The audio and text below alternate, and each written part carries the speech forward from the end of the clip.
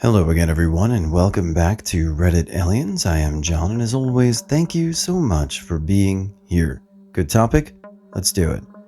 What's the scariest, most unnerving, most surreal, most scary situation you've ever been in? Please remember to like, share, and subscribe. A man came to my secluded home when my parents were at work.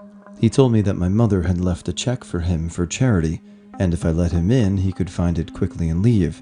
I was 11 years old and incredibly naive, and I almost let him in.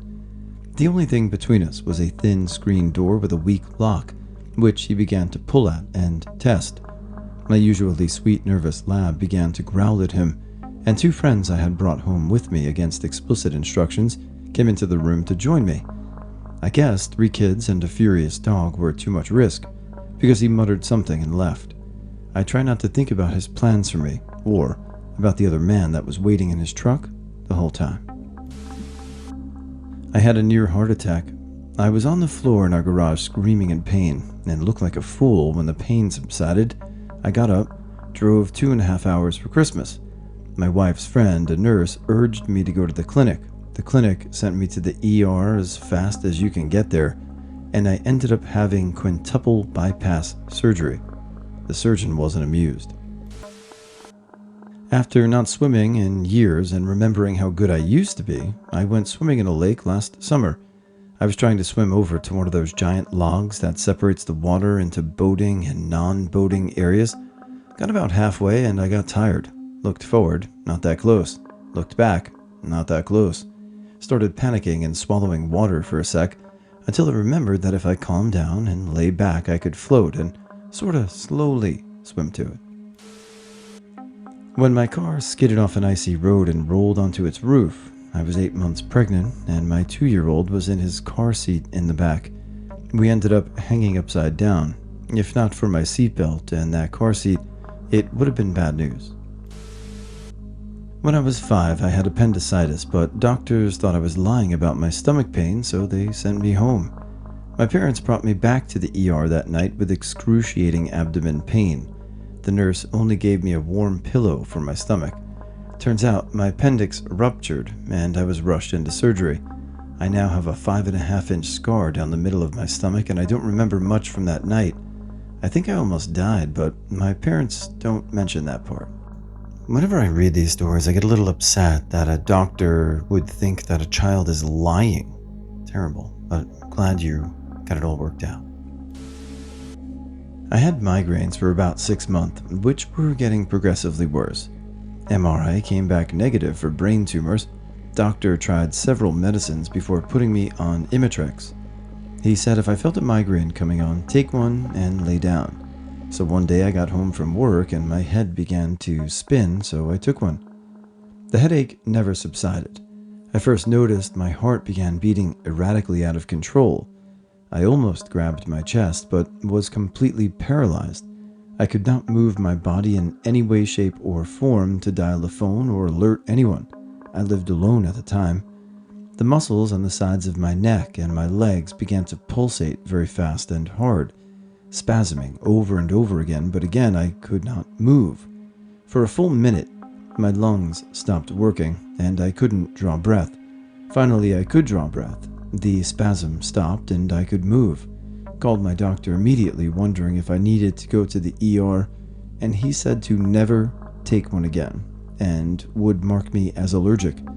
I laid there until everything was working fine again. I will never take that shit again. It was the first time in my life I felt like I was truly dying, and there was nothing I could do. Took a right on red without checking when I was a dumb teenager. There was a UPS truck coming at 50 miles per hour that luckily had just enough time to swerve around me into the oncoming traffic lane. Likely would have been dead or life-altering injuries if that driver hadn't been paying attention. Almost hard by my ex's friend when I was 18. He came to pick me up from one party to another party that my ex was at. Took a swig of rum from a bottle he handed me and woke up in a hotel room half naked, and the dude was in the shower. Somehow was able to get up, grab my bag, and run out of the hotel because I knew if I didn't leave now, something bad would happen. Learned from a very sweet homeless man who asked if I was okay that the closest metro station was 30 minutes by car, and I had no cell battery, and was an international student, so I had no family in the country either. I was thrown in a pit in the ground high in the Sierra Mazateca in Mexico for 4 days back in 1977. The Mexican army, which used it as a jail and holding pen, covered the top with branches at night, but we still got soaked when it rained and had to do our business there in the mud where we slept. A couple months ago, it was the first day of a 2-week family vacation in South America. My dad, mom, girlfriend, and I were sitting outside at a restaurant for lunch. After we were done eating, I got up to use the bathroom and was gone for like 2 minutes.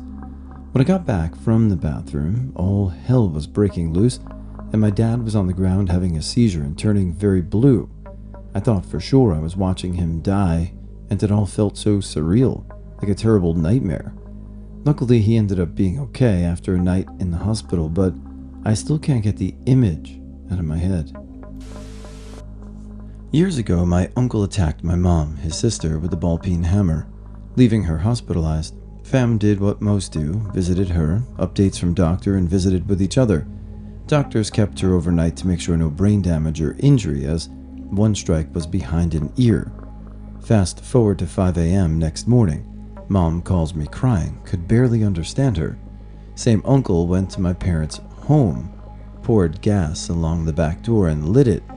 My dad woke up, saw fire, ran to wake my brother, his fiancée, and their 10-month-old baby.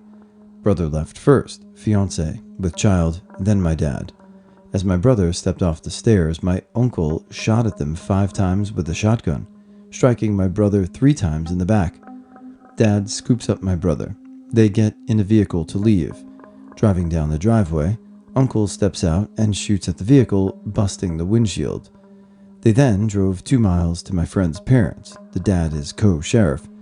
Grandpa hid the uncle after, while my dad, 2 living siblings, and I were holed up in my mom's hospital room with police guarding us until they arrested my uncle. Happened 19 years ago. The anniversary was recently, and it seems like yesterday. Thanks, OP, for asking this, as getting a chance to talk about my trauma, or my bro, can be good for me. Look, I did plenty of dumb things when I was a teenager, but whenever somebody would make a concoction, generally I shied away from those, just for reasons like this. Glad the guy ended up being alright. My best friend drank a concoction before school that he thought was only liquor. Admittedly not good, but normal for him. The guy who gave it to him also added codeine without him knowing. Long story short, he threw up in class and passed out in his vomit. I had to perform CPR while the medics came. I thought he was going to die. I was shaking and holding back tears for the rest of the day. Failed my math test, lol. He was in a coma for a week and went through 4 IV bags. I had given him a breakfast taco that morning, which the doctor said caused him to vomit and likely saved his life. His blood alcohol content was well above the lethal amount. He now has a tattoo on his shoulder of a Drake's hand from the cover of If You're Reading This, It's Too Late, holding a taco. He was scolded by my friend group, and I had to go to juvie for a while with the guy that drugged him. He's doing good now. I handle surprises and traumas pretty well, weirdly enough, despite my PTSD, lol. My ex tried to hurt or kill me. My dad was dying. I'm a survivor of CSA. I've just dealt with things, but there was one time something happened that I was totally not chill about. My parents and I lived in a single trailer home, so sound traveled fairly easily. It was the middle of the night, completely dark, and I heard the front door slam. I knew for a fact my brother was away, and both my parents were home and in bed and hadn't left. Then I heard fast stomping coming down the hallway, and I thought we were getting effing robbed. I was sick, and I started to panic. Someone then started shouting, "Brian," which is my dad's name, and slamming my parents' door open. The man shouted, "Brian, get up. I'm having another heart attack, and you need to take me to the hospital." Turns out, it was our family friend who lived right behind us, having his second heart attack, lol. I went from holy shit, someone's robbing us and I might die to holy shit, family friend is going to die. And it was crazy whiplash, and I'll never forget how physically sick this whole less than a minute ordeal made me feel. Family friend is okay. He lived. He was fine. Still haven't forgiven him for scaring the shit out of me though. Pedestrian ran into traffic in front of me when I was going 35 miles per hour. Pedestrian was hit by the driver's side headlight essentially, right around his knee. Came up over the hood and straight through the windshield, head first and onto the dashboard. Within a few seconds, he rolled off the hood and onto the ground. This is where the memory gets a bit fuzzy. All I remember is seeing him on the ground with blood everywhere, and his leg legitimately snapped, compound fracture style. The next thing I remember is standing there with my hands over my head, freaking the F out, as people helped him and screamed at me about what the F is wrong with me and what was I thinking. After that point, it was entirely fear and dread like I've never felt before. In my mind, it was a foregone conclusion. I was going to prison for killing a pedestrian. It looked like there was no way he survived.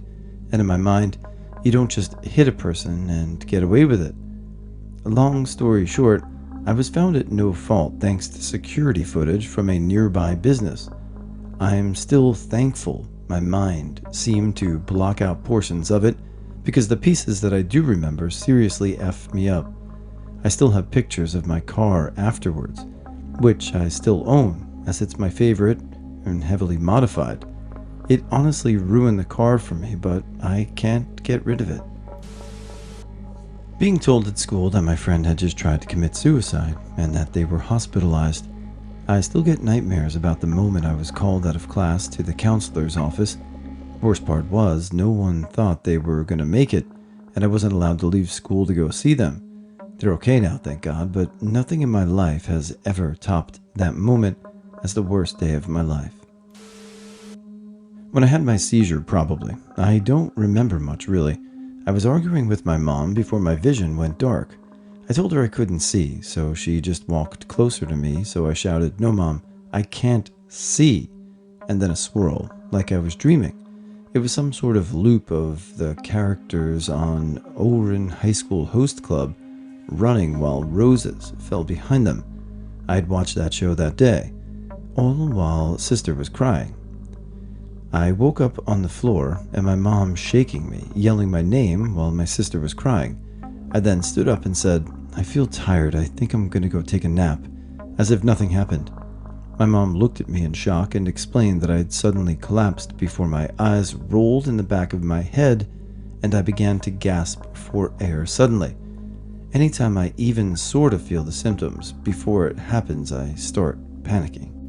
A cast iron stomach to the face is no joke, and that the ambulance got there in a rural area in time was great, so glad you made it. Could have been pretty bad. I got up too quickly after lying down from a long, tiring day at the cottage and passed out. To me, I went into a kind of dream state. When I woke up, I was on the floor and everyone was screaming and carrying on. I wasn't in pain exactly, but for some reason I was all wet. I soon realized the wet was blood pouring out of my face. I had fallen and hit my head on the cast iron stove, which came very close to killing me. The ambulance came. It was pretty remote, so I was impressed they made it down the dirt road. I was lucky, no bleeding in the brain, no permanent disfigurement, but it was pretty terrifying. My partner and I were targeted in a homophobic hate crime. It happened on a bus, and no one, including the driver, helped, even though the guy was threatening to stab us. We got off the bus and had to run and hide as he also got off and tried to follow us. We went straight to the police and they did nothing, despite confirming they would be treating it as a hate crime. Going in and out of consciousness while I was being carted away from a bar after being drugged. He carried my semi-limp body, which could barely feel, to a room or bed and proceeded to not only arm me but also try to murder me by choking. I think because I'm a redhead and metabolize the drugs way faster is why I was able to kick him off and have my legs barely take me to a single stall washroom and lock myself in. His D was down my throat, and his hands on my throat too, and I couldn't breathe. His whole body on top of me. I spent the night drinking toilet water to recover while being completely naked. In the morning, I somehow peeled myself out of the washroom, and by some amazing luck, I was in my hotel and just had to find my room versus being in some very off place. Found a towel to cover up and miraculously made it without many seeing to get a key and get back into my room. Totally shaken and destroyed. Rest of the trip, my sister was just mad at me for being mopey and being late that morning for nothing important. She isn't the kind of sister I could ever tell about this. I spent 3 days in pain, begging to be taken to the hospital. X didn't want to put his stupid video games down to take me. Ugh. Finally said, either take me or I'm calling an ambulance. He relented, and I was admitted for being septic. Doctor said a few more hours and I would have been in ICU in a medically induced coma. Spent 20 days in the hospital, lost 30 pounds, and came home to find the whole house was demolished. Nobody had cleaned anything the entire time I was in the hospital. First thing he said after we got home was, "When are you going to wash clothes?" That was my breaking point, and a few months later, I left and divorced him. Good. This is not the only worst pain I've had, but it's up there. When I was 9 years old, I was jumping on a friend's trampoline and fell ribs first directly onto the springs. It felt like I smashed a rib, but I went on playing. A few days later, my side is aching and incredibly sensitive to touch. My elementary school nurse sent me home, where my mother then took me to the hospital. My doctor had a very strange hunch and sent me to get an ultrasound the same day. I ended up being there for many hours because they found something. My mother was literally crying and shaking with how worried she was. I was somewhat tame.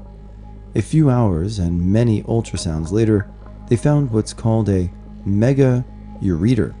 The tube from one of my kidneys to my bladder was inflamed and slowly destroying said kidney. It was complete luck that they found it. It's a birth defect that affects, I think, less than 1% of people, and I had backed up urine in my kidney which caused the intense pain. If untreated, it could have killed me eventually, not before showing itself through pain. I had the longest recovery from surgery, and it definitely my childhood. I still have both kidneys, but only one doesn't work as well. Luckily, I didn't lose it.